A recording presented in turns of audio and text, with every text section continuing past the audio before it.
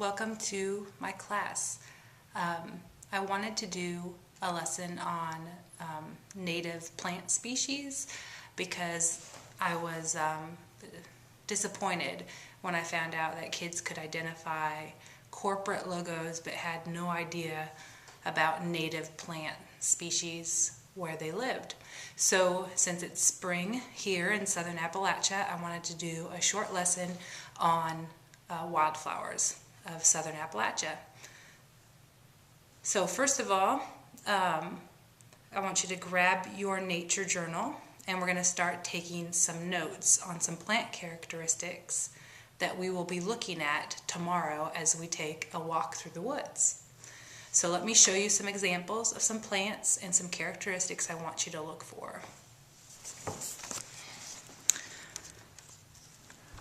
So first of all, this is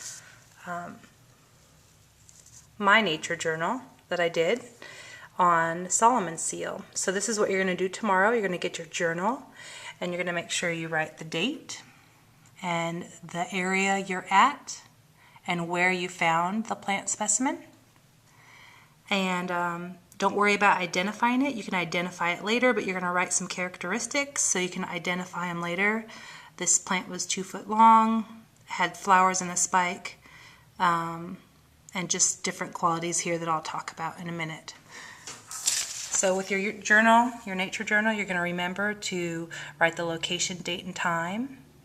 Pay attention to the details. Sketch your flowers to scale if possible and include leaves, flowers, stems, identification, and then you can identify later with your handy identification book. So first of all, let's talk about flowers. So flowers come in different kind of petals. You can have clumps of 3, 4, 5, 6 or clusters. So let me show you what that might look like.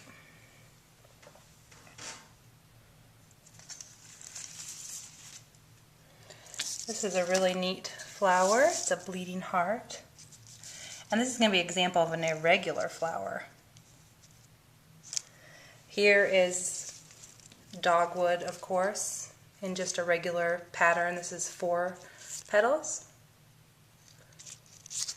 And then here's some vetch. And it has tube-like flowers. So you're just going to write down what kind of flowers they are. And then you're going to want to do flower arrangement. So of course single flowers on a stem or several flowers on a stem or a spike of flowers. And I'll show you what that looks like. That's kind of interesting.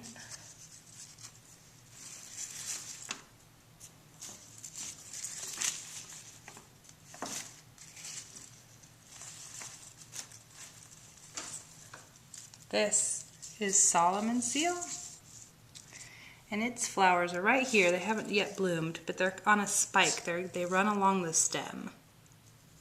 So that would be an example of a spike of flowers. Or flowers in an umbel, which is like an umbrella, kind of like your trilliums. Flower color is pretty self-explanatory. Just write down the color it is and color it later. Leaves. Smooth, jagged edges, irregular or deeply cut.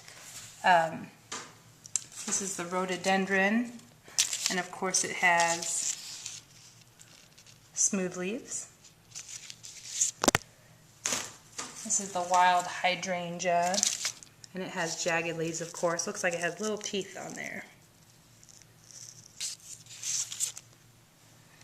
Deeply cut leaves could be, again, a bleeding heart.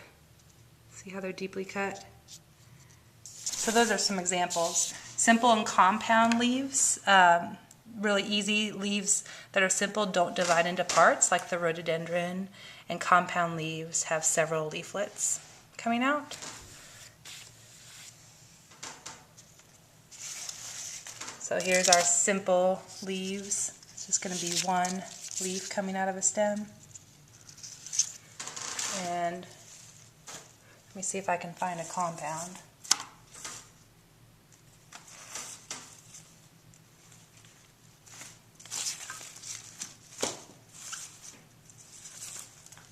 Here's our vetch, and they've got several leaves coming out of the stem.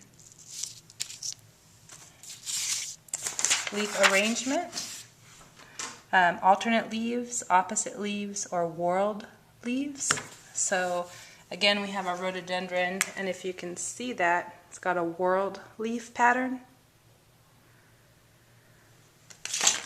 The opposite, actually the alternate, I'm going to show you again the Solomon seal where it has one leaf on one side and the other side. It kind of alternates.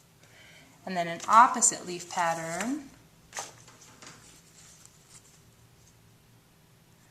Let me see.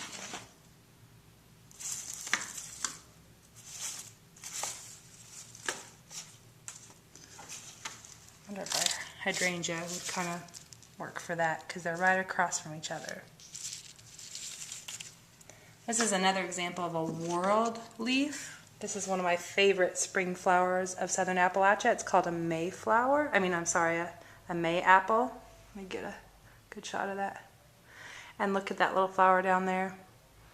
My son calls this the umbrella for the bugs. So when there's thunder showers in the spring, that's where the bugs go, under the mayflowers. Leaf veins, it's pretty easy, parallel or branched. A lot of them are going to be branched. Again, let's look at the mayapple. See, those veins are branched. And then I have a wild iris. They haven't bloomed yet, but these are their leaves, and I'm not sure if you can see that, but they're nice and parallel.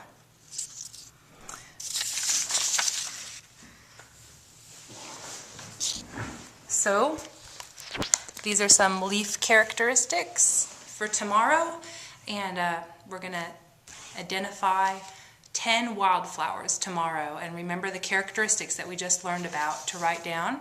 Don't worry about identifying, we can do that later, and maybe we'll be fortunate to see some rare flowers like a pink lady slipper or Jack in the Pulpit.